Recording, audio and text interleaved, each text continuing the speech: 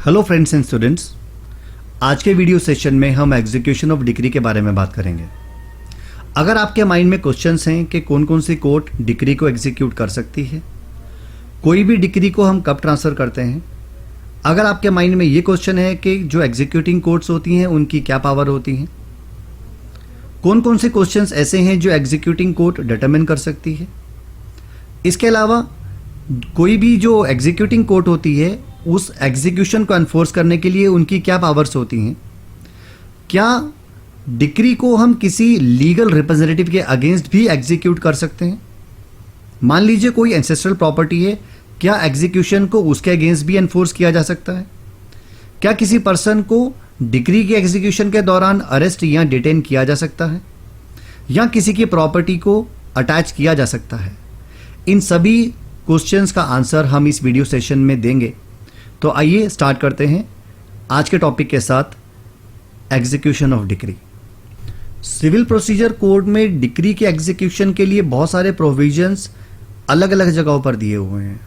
उन सभी सेक्शंस को हम इस वीडियो सेशन में डिस्कस करेंगे।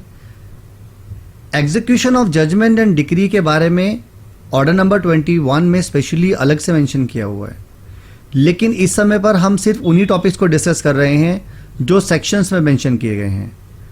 ऑर्डर्स में जो कुछ भी मेंशन किया गया है उसके लिए हम सेपरेट वीडियो सेशन को देखेंगे और उसको वहां पर डिस्कस करेंगे। तो जहां तक substantive law with respect to execution of a decree का सवाल है, हम इस वीडियो सेशन में उसको डिस्कस कर रहे हैं, और जहां पर उसके प्रोसीजरल पार्ट का सवाल आएगा उसको हम दूसरे वीडियो सेशन में डिस्कस करेंगे। You got my point. इस वीडियो सेशन में मैं सबसे पहले उस पॉइंट को डिस्कस करना चाहूंगा जिसमें यह कहा गया है कि कौन कौन सी कोर्ट डिक्री को एग्जीक्यूट कर सकती हैं। सेक्शन नंबर 38 ये कहता है कि 2 टाइप्स की डिफरेंट कोर्ट्स होती हैं जो एग्जीक्यूशन कर सकती हैं, किसी भी डिक्री को एग्जीक्यूट कर सकती हैं। इसको मैं एक प्रैक्टिकल एग्जांपल से डिटरमिन करने की कोशिश करूंगा। ऐसे एज्यूम कीजिए कोई टेरिटोरियल एरिया है ए, या कोर्ट ए है, उसने वो डिक्री पास किया है। तो बड़ी नेचुरल सी बात है, जिस कोर्ट ने वो डिक्री को पास किया है वो उसको एग्जीक्यूट भी कर सकती है। लेकिन क्या यह भी पॉसिबिलिटी है कि कोर्ट उस डिक्री को खुद से एग्जीक्यूट ना करे और वो किसी और कोर्ट के पास भेज दे। इसके लिए 2 सिचुएशंस हो सकती हैं। पहली सिचुएशन तो ये कि जिस कोर्ट ने वो डिक्री पास किया है उसके टेरिटोरियल एरिया में रिस्पोंडेंट या जजमेंट डेटर की कोई भी प्रॉपर्टी सिचुएट ही नहीं करती। ये पहला सिचुएशन है। और दूसरा सिचुएशन ये कि जिस कोर्ट ने डिक्री पास किया है उसके टेरिटोरियल एरिया में डिफेंडेंट की प्रॉपर्टी लाए तो करती है, लेकिन वो इतनी सफिशिएंट नहीं है कि उससे रिकवरी की जा सकती हो। एग्जाम्पल के तौर पर मान लीजिए कोर्ट ने डिक्री पास किया 10 लाख रुपीस का, और जिस कोर्ट के टेरिटोरियल एरिया में वो प्रॉपर्टी सिचुएट करती है और जिसने डिक्री पास किया है वहां से रिकवरी सिर्फ 3 लाख रुपीस की हो सकती है उस प्रॉपर्टी में से, और बाकी प्रॉपर्टी उस डिफेंडेंट की किसी और कोर्ट बी के टेरिटोरियल एरिया में सिचुएट करती है, बाकी रिकवरी वहां से हो सकती है। तो कोर्ट क्या करेगी, पार्शियल एग्जीक्यूशन तो अपने कोर्ट से करवा लेगी, और बाकी क्या करेगी, बाकी के लिए दूसरी कोर्ट के पास भेज देगी। ये तो सेकंड सिचुएशन हो गया। पहली वाली सिचुएशन में मैंने ये बताया कि कोर्ट के टेरिटोरियल एरिया में वो प्रॉपर्टी सिचुएट ही नहीं करती है। अगर कोर्ट के टेरिटोरियल एरिया में जजमेंट डेटर की प्रॉपर्टी सिचुएट ही नहीं करती तो रिकवरी कहां से करेंगे। बहुत नेचुरल सी बात है। ऐसी कॉन्टेक्स्ट में कोर्ट को किसी और दूसरी कोर्ट के पास उस डिक्री को एग्जीक्यूशन के लिए भेजना पड़ेगा जिस कोर्ट के टेरिटोरियल एरिया में जजमेंट डेटर की प्रॉपर्टी सिचुएट करती है। तो ये हमारे पास 2 सिचुएशंस आ गई। तो अल्टीमेटली अगर जो भी मैंने अभी आपको मटेरियल आपको बताया उसके बेसिस पर अगर मैं सम अप करूं तो मैं इस कंक्लूजन पे पहुंचूंगा कि 2 तरह की कोर्ट डिक्री का एग्जीक्यूशन कर सकती है। नंबर 1, जिस कोर्ट ने उस डिक्री को पास किया है वो खुद से उसका एग्जीक्यूशन कर सकती है, और दूसरा वो कोर्ट जिसको उस डिक्री को सेंड किया गया है एग्जीक्यूशन के लिए, यानी कि the court to which the decree has been sent for execution. तो सेक्शन नंबर 38 यही कहता है that the decree can be executed either by the court which pass the decree or to the court to which it is sent for execution. You got my point? So that was with respect to section number 38. अभी मैंने section number 38 में आपको ये बताया कि court decree को execute करने के लिए किसी और कोर्ट के पास सेंड कर सकती है। सेक्शन नंबर 39 में इसी का प्रोसीजर मेंशन किया गया है कि अगर कोई भी कोर्ट एग्जीक्यूशन के लिए किसी और कोर्ट के पास सेंड करेगी तो क्या प्रोसीजर में। इस कॉन्टेक्स्ट में सेक्शन नंबर 39 ये कहता है कि अगर किसी कोर्ट ने भी डिक्री पास किया है और डिक्री होल्डर इस कॉन्टेक्स्ट में उस कोर्ट के सामने कोई भी एप्लीकेशन मूव करता है, तो कोर्ट 4 डिफरेंट सर्कमस्टांसेस में उस डिक्री को किसी और कोर्ट के पास भेज सकती है, ट्रांसफर कर सकती है, सेंड कर सकती है एग्जीक्यूशन के लिए। अब ये 4 डिफरेंट सर्कमस्टांसेस को हम वन आफ्टर द अनदर देखेंगे। सबसे पहला सिचुएशन तो ये कि मान लीजिए जिस पर्टिकुलर कोर्ट के टेरिटोरियल एरिया ने उस डिक्री को डिसाइड किया है, मान लीजिए जिस कोर्ट ने उस डिक्री को पास किया है, उस कोर्ट के टेरिटोरियल एरिया में वो डिफेंडेंट रहता ही नहीं है, वो रहता कहीं और है, वो कहीं और काम करता है, कहीं और गेन के लिए वर्क अपॉन करता है, कहीं और वॉलंटरली रिजाइड अपॉन करता है। तो जहां वो रिजाइड अपॉन करता है वहां पर एग्जीक्यूशन के लिए उस डिक्री को ट्रांसफर किया जा सकता है। ये फर्स्ट कंडीशन है। सेकंड कंडीशन ये कहती है कि मान लीजिए जिस कोर्ट ने वो डिक्री को पास किया है उस कोर्ट के टेरिटोरियल एरिया में रिस्पोंडेंट की यानी कि जजमेंट डेटर की इतनी सफिशिएंट प्रॉपर्टी नहीं है जिससे उस डिक्री को सेटिस्फाई किया जा सके। तो ऐसी सिचुएशन में कोर्ट उस कोर्ट के पास डिक्री को सेंड कर सकती है, ट्रांसफर कर सकती है जिसके टेरिटोरियल एरिया में जजमेंट डेटर की प्रॉपर्टी सिचुएट करती हो। नाउ थर्ड कंडीशन ये कहती है कि अगर मान लीजिए डिक्री में मेंशन किया गया है कि ये जो प्रॉपर्टी है ये इमूवेबल प्रॉपर्टी है, इसका सेल किया जाएगा, इसका डिलीवरी दिया जाएगा किसी पर्सन को, और वो प्रॉपर्टी उस कोर्ट के टेरिटोरियल एरिया में नहीं है, तो बड़ी नेचुरल सी बात है कोर्ट को उसको उस पर्टिकुलर कोर्ट में भेजना पड़ेगा, दूसरी कोर्ट के पास एग्जीक्यूशन के लिए भेजना पड़ेगा जहां पर वो प्रॉपर्टी इमूवेबल प्रॉपर्टी सिचुएट करती है।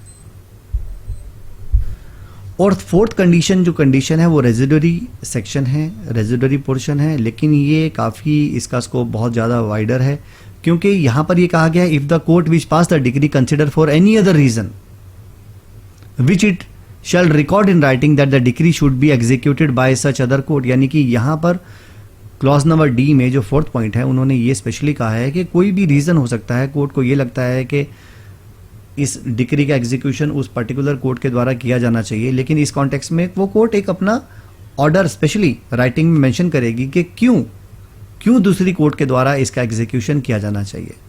You got my point. अभी थोड़ी देर पहले हमने डिस्कस किया कि डिक्री होल्डर कोर्ट के सामने एक एप्लीकेशन मूव करेगा कि इस डिक्री को एग्जीक्यूशन के लिए किसी और कोर्ट के पास ट्रांसफर कर दिया जाए। क्या यह प्रोविजन मैंडेटरी है या कोर्ट के पास ऑप्शन है वो अपने आप ऑन इट्स ओन मोशन उस डिक्री को किसी और कोर्ट को जिसके पास जुरिडिक्शन है उसको एग्जीक्यूट करने के लिए क्या उनके पास सेंड कर सकती है। इस कॉन्टेक्स्ट में हमारे पास सेक्शन नंबर 39 का सबसेक्शन नंबर 2 मेंशन किया है और उसमें उन्होंने मेंशन किया है specially that the court which passed a decree में on its own motion send it for execution to any subordinate court of the competent jurisdiction. तो जिस कोर्ट ने उसको डिक्री को पास किया है वो उसे एग्जीक्यूट करने के लिए अपने किसी सबऑर्डिनेट कोर्ट के पास जिनके पास उसको एग्जीक्यूट करने का जुरिडिक्शन है उनके पास भेज सकती हैं एग्जीक्यूशन के लिए। सेक्शन नंबर 39 में एक और इंपॉर्टेंट क्वेश्चन अराइज होता है कि क्या कोई भी कोर्ट जिसने डिक्री पास किया है वो अपने टेरिटोरियल एरिया से बाहर जाकर किसी भी डिक्री को एग्जीक्यूट कर सकते हैं। इस कॉन्टेक्स्ट में subsection number 4 of section number 39 ये कहता है that nothing in this section shall be deem to authorise the court which passed a decree to execute such decree against any person और property outside the local limit of its jurisdiction. यानी कि कोई भी court अपने territorial area से बाहर जाकर किसी भी डिक्री को एग्जीक्यूट नहीं कर सकती। इसी सीरीज में नेक्स्ट क्वेश्चन को डिटरमाइन करते हैं और इस क्वेश्चन में हम ये चेक करेंगे कि एग्जीक्यूटिंग कोर्ट की क्या क्या पावर्स होती हैं। एग्जीक्यूटिंग कोर्ट मैंने अभी थोड़ी देर पहले आपको बताया था कि वो सेम कोर्ट हो सकती है जिसने डिक्री पास किया या ये वो भी कोर्ट हो सकती है जिसको वो डिक्री सेंड की गई है एग्जीक्यूशन के लिए।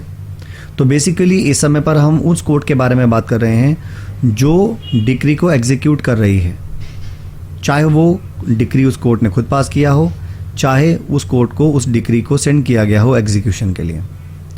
तो सबसे पहला पावर जो कोर्ट के पास होता है जो डिक्री को एग्जीक्यूट कर रही होती है, पहली बात तो ये कि उनके पास सेम पावर होती है उस कोर्ट्स की जिसने वो डिक्री पास किया था। So the executing court will be having the same power as if it has pass the decree. तो जैसे कि उन्होंने वो डिक्री खुद से पास किया, ऐसी पावर उस कोर्ट के पास होती है। This is the first thing. Number 2, if suppose कोई भी पर्सन उस डिक्री को डिसओबे या ऑब्स्ट्रक्ट करता है उसके एग्जीक्यूशन के लिए, तो उस कोर्ट के पास पावर होती है कि ऐसे पर्सन को वो पनिश कर सकती हैं ठीक उसी तरह से जैसे कि उन्होंने उस डिक्री को खुद से ही पास किया हो। ये सेकेंड पावर हो गया। थर्ड पावर में उन्होंने कहा कि एग्जीक्यूटिंग कोर्ट के पास पावर होती है कि वो उसे एग्जीक्यूशन के लिए किसी और कोर्ट के पास भी सेंड कर सकती हैं, जैसे कि सेक्शन नंबर 39 में मेंशन किया है। अब आप ये सोच रहे होंगे कि सर सेक्शन नंबर 39 में तो जिस कोर्ट ने डिक्री पास किया था वो किसी और कोर्ट को सेंड कर रही थी ना एग्जीक्यूशन के लिए, तो जिस कोर्ट को अब भेजा गया है एग्जीक्यूशन के लिए, क्या वो भी आगे किसी और कोर्ट के पास एग्जीक्यूशन के लिए सेंड कर सकती हैं? तो इसका आंसर है यस, क्योंकि मान लीजिए अगर किसी पर्टिकुलर कोर्ट को एग्जीक्यूशन के लिए सेंड किया गया है डिक्री को और वहाँ पर भी सफिशिएंट प्रॉपर्टी डिफेंडेंट की नहीं है, जजमेंट डेटर की नहीं है रिकवरी के लिए, तो वो फर्दर किसी और कोर्ट के पास as per which is mentioned in section number 39 उसको फर्दर ट्रांसफ़र कर सकते हैं। You got my point.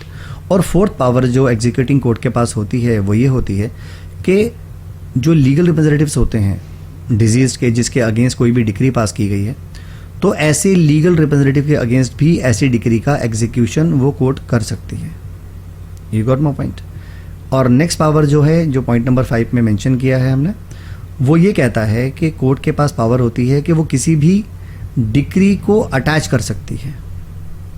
मेरी बात को ध्यान से सुनिए, मैं ये नहीं कह रहा हूँ कि कोर्ट के पास पावर है कि वो किसी भी प्रॉपर्टी को अटैच कर सकती है, मैं ये नहीं कह रहा हूँ। मैं आपसे ये कह रहा हूँ the court has a power to attach a decree.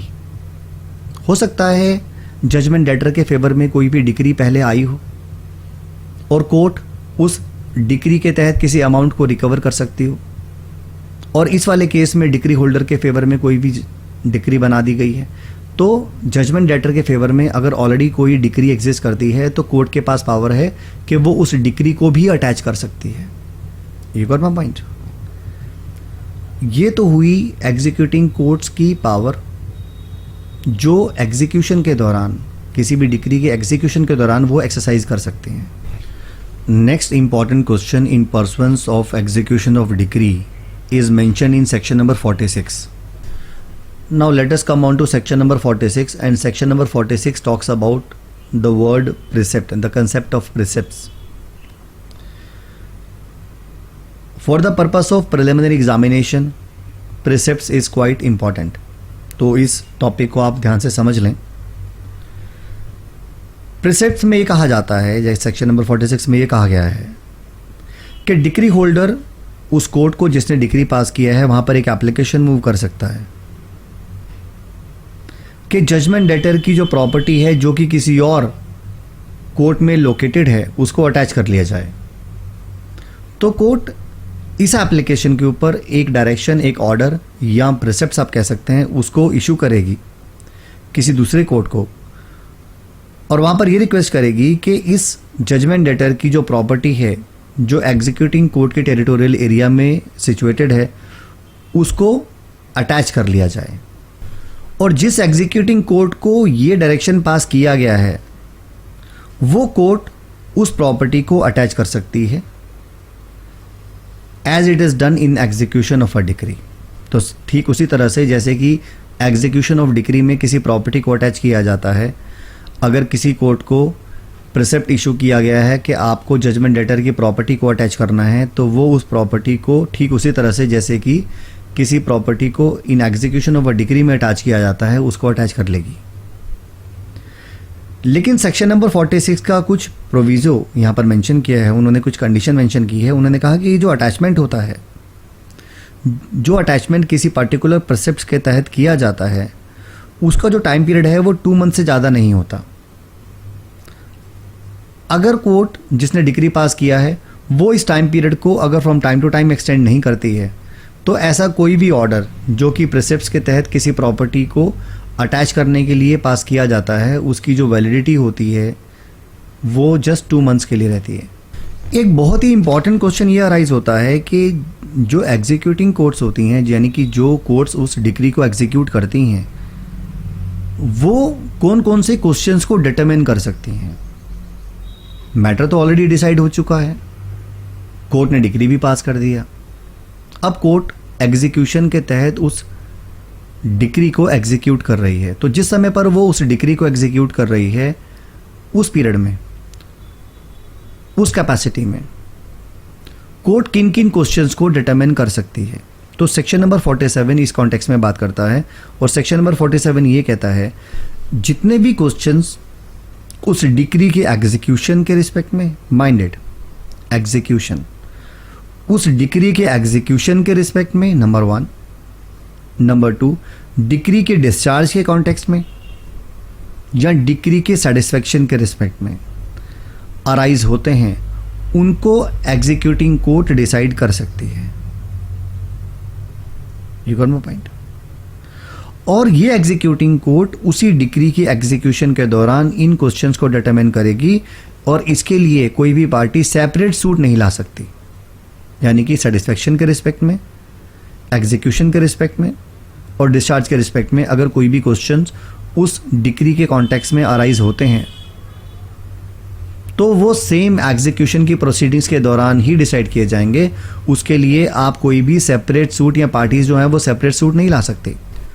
इसके अलावा अगर एग्जीक्यूशन ऑफ अ डिक्री के दौरान ये क्वेश्चन अराइज होता है कि कोई पर्टिकुलर पर्सन किसी पार्टी का रिप्रेजेंटेटिव है या नहीं, इसके लिए भी सेपरेट सूट नहीं लाया जाएगा, और उस क्वेश्चन को भी एग्जीक्यूशन प्रोसीडिंग्स के दौरान ही डिसाइड किया जाएगा।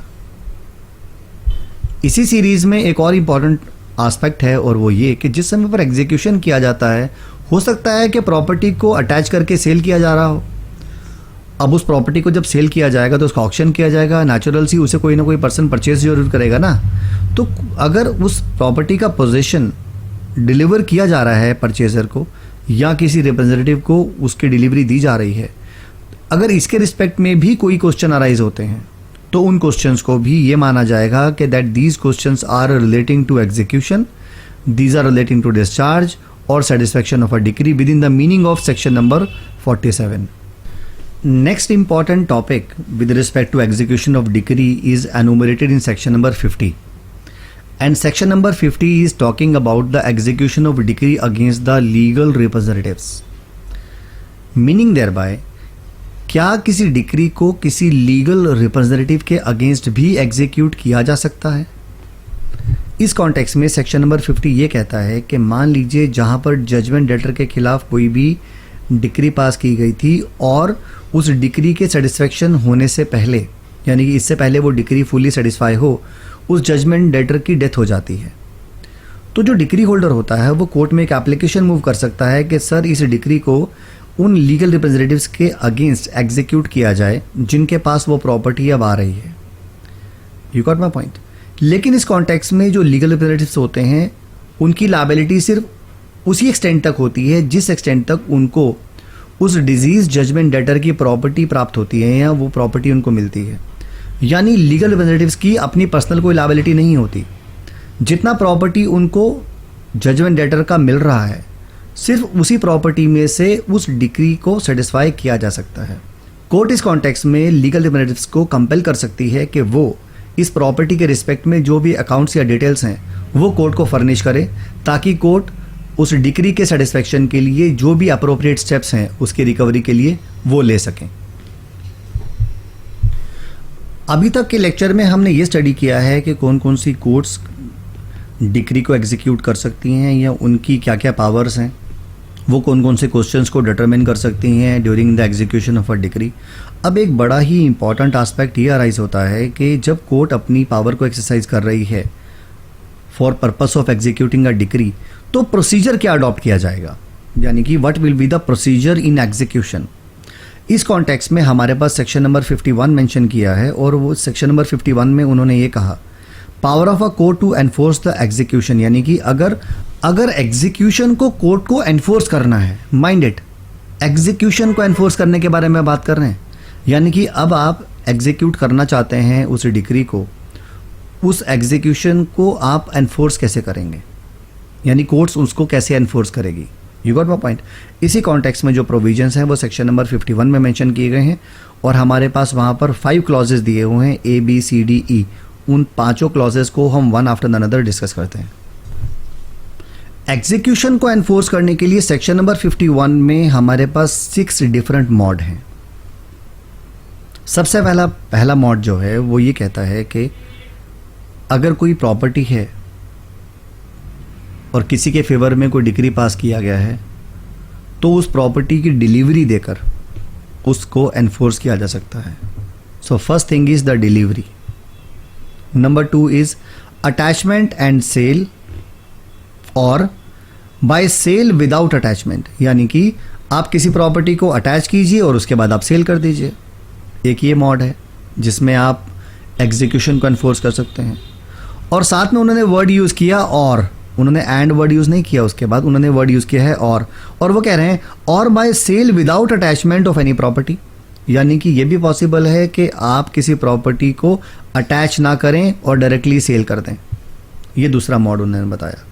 तीसरा वो बता रहे हैं कि अरेस्ट और detention in prison, civil prison में किसी पर्सन को अरेस्ट या डिटेन किया जा सकता है, लेकिन पीरियड कितना होगा वो मेंशन किया हुआ है सेक्शन नंबर 58 में, यानी वो डिटेंशन सेक्शन नंबर 58 में दिए गए पीरियड से ज़्यादा नहीं होना चाहिए। You got my point. और फोर्थ कंडीशन में वो कहते हैं कि by appointing a receiver execution can be enforced, यानी कि किसी रिसीवर के अपॉइंटमेंट के थ्रू उस एग्जीक्यूशन को एनफोर्स किया जा सकता है। और सिक्स्थ कंडीशन जो लास्ट कंडीशन है वहाँ पर वो ये कहते हैं कि अगर कोर्ट को कोई और मॉड जो भी उनको ठीक लगता है एग्जीक्यूशन के लिए, उस मॉड को court as per the case and circumstance of the case, अगर ये फिजिबल है और रिलीफ प्रोवाइड करने के लिए ये नेसेसरी है तो कोर्ट जैसा ठीक ऑर्डर समझती है वैसा ऑर्डर वो पास कर सकती है। सेक्शन नंबर 51 का प्रोविजो ये कहता है कि अगर मान लीजिए कोई भी डिक्री पेमेंट ऑफ मनी के लिए है तो उसके एग्जीक्यूशन के लिए किसी पर्सन को सिविल प्रिजन का ऑर्डर तब तक पास नहीं किया जाएगा जब तक के लिए कोई फॉलोइंग कंडीशन सेटिस्फाई नहीं हो जाती। यानी कि अगर ये फॉलोइंग जो मैं अब डिस्कस करने वाला हूँ ये कंडीशंस अगर एग्जिस्ट करती हैं तभी कोर्ट किसी जजमेंट डेटर को सिविल प्रिजन में सब्जेक्ट करने का ऑर्डर पास करेगी, अदरवाइज वो किसी पर्सन को सिविल प्रिजन में रखने का ऑर्डर पास नहीं करेगी। अब ये क्या क्या कंडीशंस हैं जरा इनको हम चेक करते हैं। सबसे पहले तो उन्होंने ये कहा कि कोर्ट को एक शो कॉज नोटिस देना होता है जजमेंट डेटर को, और उस शो कॉज नोटिस देने के बाद अगर कोर्ट इन फॉलोइंग कंडीशंस के लिए सेटिस्फाई हो जाती है तभी वो डिटेंशन का ऑर्डर पास करेगी, अदरवाइज ऑर्डर पास नहीं करेगी। तो इन कंडीशंस को मैं वन बाय वन डिस्कस करता हूँ। फर्स्ट कंडीशन ये कहती है कि जजमेंट डेटर इस ऑब्जेक्ट से कि किसी डिक्री के एग्जीक्यूशन को डिले या ऑब्स्ट्रक्ट करना है, ऐसा करने के लिए वो कोर्ट की टेरिटोरियल एरिया जो उनका कोर्ट का जो जुरिस्डिक्शन है उसकी लिमिट से भाग जाता है, एब्सॉन्ड कर जाता है या उसको छोड़ जाता है, या उनको लग रहा है कि ये भाग जाएगा या ये छोड़ जाएगा। नंबर 1। नंबर 2 ये कहते हैं कि सूट को इंस्टीट्यूट होने के बाद, जिसमें भी डिक्री पास किया है, सूट इंस्टीट्यूट होने के बाद इस जजमेंट डेटर ने डिसऑनेस्टली उस प्रॉपर्टी को या तो छुपा लिया है, कंसील कर लिया है या ट्रांसफ़र कर दिया है, या उसकी कोई पर्टिकुलर पार्ट को रिमूव कर दिया है कोर्ट की टेरिटोरियल एरिया से, या उसने कोई भी ऐसा एक्ट किया है बैड फेथ में with respect to that property. और थर्ड कंडीशन ये कहता है कि ये जो जजमेंट डेटर है डिक्री पास होने के बाद उसके पास सफिशिएंट मीन्स हैं कि वो डिक्री के अमाउंट को पे ऑफ कर सके, लेकिन वो पर्सन रिफ्यूज़ कर रहा है या नेग्लेक्ट कर रहा है उस अमाउंट को पे करने के लिए। उसके पास मीन्स हैं लेकिन इसके बावजूद भी वो रिफ्यूज़ कर रहा है, वो नेग्लेक्ट कर रहा है, वो पे नहीं करना चाहता। तो ऐसी सिचुएशन में कोर्ट क्या कर सकती है, उसको डिटेन करने के लिए ऑर्डर पास कर सकती है। और नेक्स्ट कंडीशन ये कहती है कि जजमेंट डेटर किसी फिड्यूशरी कैपेसिटी में किसी पर्टिकुलर थिंग के लिए रिस्पॉन्सिबल था और वो उसको डिफ़ॉल्ट कर रहा है, उसको फुलफ़िल नहीं कर रहा, उसको परफॉर्म नहीं कर रहा है, तो ऐसे सिचुएशन में कोर्ट उसको अरेस्ट करने के लिए ऑर्डर पास कर सकती है और उसको सिविल प्रिजन को सब्जेक्ट कर सकती है। You got my point. Next topic जिसको अब हम डिस्कस करेंगे वो है liability of the ancestral property. इसके रिस्पेक्ट में प्रोविजन सेक्शन नंबर 53 में स्पेशली मेंशन किया हुआ है। एंसेस्ट्रल प्रॉपर्टी यानी कि जजमेंट डेटर की डेथ हो चुकी है, अब हम उस डिक्री को एनफोर्स करना चाहते हैं उसके लीगल रिप्रेजेंटेटिव्स के अगेंस्ट। किसी भी डिक्री को अगर लीगल रिप्रेजेंटेटिव्स के अगेंस्ट एग्जीक्यूट करना चाहते हैं तो उसके लिए प्रोविजन सेक्शन नंबर 50 और 52 में ऑलरेडी दिया हुआ है। इस कॉन्टेक्स्ट में हम ऑलरेडी बात कर चुके हैं।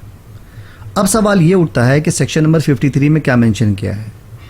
यहाँ पर उनका कहना है for the purpose of the section number 50 and 52 the property in the hand of a son or other descendants which is liable under the Hindu law for the payment of a debt of the deceased ancestor in respect of which the decree has been passed shall be deemed to be a property of the deceased which has come to the hand of the son or other descendants as his legal representatives, meaning thereby अगर कोई भी property legal representatives के हाथ में आती है disease की, जिसके अगेंस्ट डिग्री पास किया है, अगर उसकी डेथ हो जाती है और लीगल रिप्रेजेंटेटिव्स के पास कोई प्रॉपर्टी आती है, तो सेक्शन 53 के पर्पस के लिए वो property it can be subjected to a decree, यानी कि उससे एग्जीक्यूशन किया जा सकता है।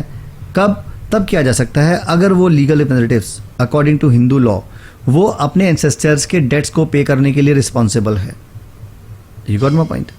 लेकिन अदरवाइज भी सेक्शन नंबर 50 ये कहता है कि अगर कोई प्रॉपर्टी लीगल रिप्रेजेंटेटिव्स के पास आ रही है थ्रू डिजीज्ड तो उसमें से रिकवरी की जा सकती है। तो दोनों सिचुएशन में, चाहे आप सेक्शन नंबर 50 को ले लीजिए, 53 को ले लीजिए, चाहे आप अकॉर्डिंग टू हिंदू लॉ उसकी पाइस ऑब्लिगेशन के बेसिस पर रिकवरी कर रहे हैं या जो डिजीज्ड की प्रॉपर्टी लीगल रिप्रेजेंटेटिव को मिल रही है उसके बेसिस पर रिकवरी कर रहे हैं, दोनों सिचुएशन में डिक्री के एग्जीक्यूशन के लिए लीगल रिप्रेजेंटेटिव से उस प्रॉपर्टी से रिकवरी की जा सकती है जो उसको डिजीज से मिल रही थी। You got my point. Section number 51 में मैंने डिक्री के एग्जीक्यूशन को एनफोर्स करने के लिए डिफरेंट मोड्स को डिस्कस किया था और उसी में हमने अरेस्ट एंड डिटेंशन को भी डिस्कस किया था। तो अब इस टॉपिक को जो कि अरेस्ट और डिटेंशन के बारे में बात करता है इसको थोड़ा सा डिटेल में डिस्कस करते हैं और इससे जो रिलेवेंट प्रोविजंस हैं जो सेक्शन के फॉर्म में हमारे सीपीसी में दिए हैं उनको भी वन बाय वन डिस्कस करते हैं। मैं स्टार्ट करता हूं सेक्शन नंबर 55 के साथ जो कि स्पेशली अरेस्ट और डिटेंशन के बारे में बात करता है। सेक्शन नंबर 55 बेसिकली एक प्रोसीजर को ले डाउन करता है कि आप किसी पर्सन को अगर डिक्री का एग्जीक्यूशन किया जा रहा है और उसको अरेस्ट कर रहे हैं तो या डिटेन कर रहे हैं तो क्या प्रोसीजर अडॉप्ट किया जाएगा। तो बेसिकली सेक्शन 55 उस प्रोसीजर को इंडिकेट करता है जो कि अरेस्ट या डिटेंशन के लिए यूज़ किया जाता है। सेक्शन 55 ये कहता है कि डिक्री के एग्जीक्यूशन के लिए जजमेंट डेटर को किसी भी दिन किसी भी समय पर अरेस्ट किया जा सकता है और उसको अरेस्ट करने के बाद जितना जल्दी संभव हो सके उसे कोर्ट के सामने पेश किया जाता है और उसको सिविल प्रिजन में रखा जाएगा। अगर मान लीजिए सिविल प्रिजन में कोई सूटेबल एकोमोडेशन अवेलेबल नहीं है तो स्टेट गवर्नमेंट ने इस कॉन्टेक्स्ट में जो भी प्रोविज़न बनाया है या रूल्स बनाए हैं कि इसको ऐसी सिचुएशन में कहीं और कहाँ पर रखा जाएगा तो उन रूल्स को या उन प्रोविजंस को फॉलो किया जाएगा। You got my point. लेकिन ये अरेस्ट करते समय अरेस्टिंग ऑफिसर को कुछ सर्टेन चीज़ों को अपने माइंड में रखना पड़ेगा, कुछ चीज़ों के कंप्लाइंस करना ज़रूरी है। तो यहाँ पर उन्होंने सबसे पहला ये कहा कि जिस समय पर अरेस्ट की जाएगी ये ध्यान में रखा जाएगा कि अगर प्लेस ड्वेलिंग हाउस है तो वहाँ पर सनसेट के बाद और सनराइज से पहले वहाँ पर एंटर अपॉन नहीं किया जाएगा। This is the first condition.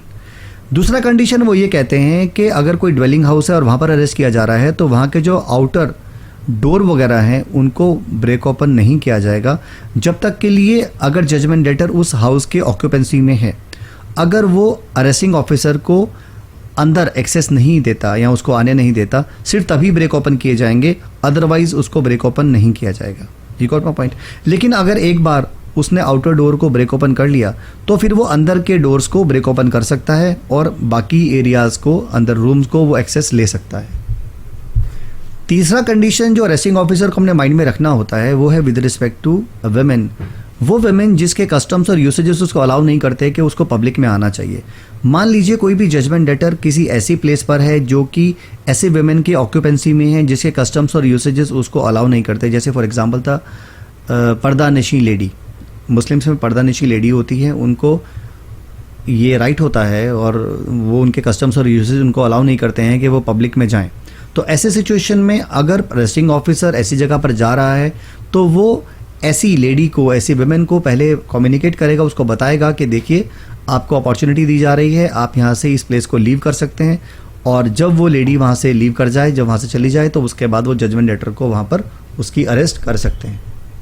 और फोर्थ कंडीशन ये कहती है कि मान लीजिए जो डिक्री है वो रिकवरी ऑफ मनी यानी पेमेंट ऑफ मनी के लिए थी और जजमेंट डेटर ये कहता है कि ठीक है मैं पेमेंट करने के लिए तैयार हूँ, मैं कॉस्ट पे करने के लिए तैयार हूँ अरेस्टिंग ऑफिसर को। तो ऐसी सिचुएशन में decree amount along with the cost if any अगर वो अरेस्टिंग ऑफिसर को पे कर देता है तो अरेस्टिंग ऑफिसर उसको इमीडिएटली रिलीज कर देगा और उसको फिर अरेस्ट नहीं करेगा। You got my point. Arresting officer ने जजमेंट डेटर को अरेस्ट कर लिया, अरेस्ट करने के बाद वो उसको कोर्ट के सामने लेकर आता है। अब कोर्ट उससे पूछेगी कि आपके खिलाफ रिकवरी ऑफ मनी के लिए डिक्री पास किया गया है, अगर आप चाहें तो आप अपने आप को इंसॉल्वेंट डिक्लेयर करके कोर्ट में अप्लाई कर सकते हैं इस इंसॉल्वेंसी के लिए। और अगर आप एक बार इंसॉल्वेंट डिक्लेयर हो जाते हैं और कोर्ट में जो भी डायरेक्शंस आपको दिया है या जो भी प्रोविजंस मेंशन किए गए हैं विद रिस्पेक्ट टू इंसॉल्वेंसी, उसको अगर आप गुड फेथ में फॉलो करते हैं तो आपको इस डेट से डिस्चार्ज भी किया जा सकता है। और अगर जजमेंट डेटर अपनी इंटेंशन को एक्सप्रेस करता है कि yes sir I want to be declared as a insolvent person, तो इस कॉन्टेक्स्ट में कोर्ट उससे कोई सिक्योरिटी ले लेगी और चाहे तो उन्हें उसके बाद कोर्ट रिलीज भी कर सकती है और उसको सिविल प्रिजन में सब्जेक्ट भी कर सकती है as per the description of a court. और उसके बाद इंसॉल्वेंसी की जो प्रोसीडिंग्स हैं कोर्ट आगे कंटिन्यू कर सकती है। हमारे इंडिया में विमेंस को प्रोटेक्ट करने के लिए उनके लिए बहुत सारे प्रोविजंस बने हुए हैं।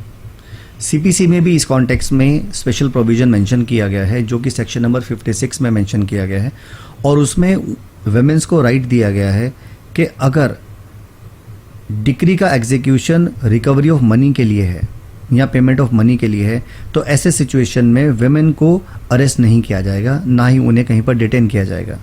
तो सेक्शन नंबर 56 ये कहता है the court shall not order the arrest or detention in civil prison of a woman in execution of a decree for the payment of money. So women are exempted from the arrest and detention in execution of a decree for the payment of money. अब ये procedure तो हम समझ गए कि किसी भी person को अगर अरेस्ट किया जाएगा तो उसको डिटेन कर सकते हैं, ठीक है, डिटेन कर रहे हैं, लेकिन कितने पीरियड के लिए, ये क्वेश्चन तो अनआंसर्ड रह गया ना। इस कॉन्टेक्स्ट में जो प्रोविज़न है वो सेक्शन नंबर 58 में मेंशन किया हुआ है।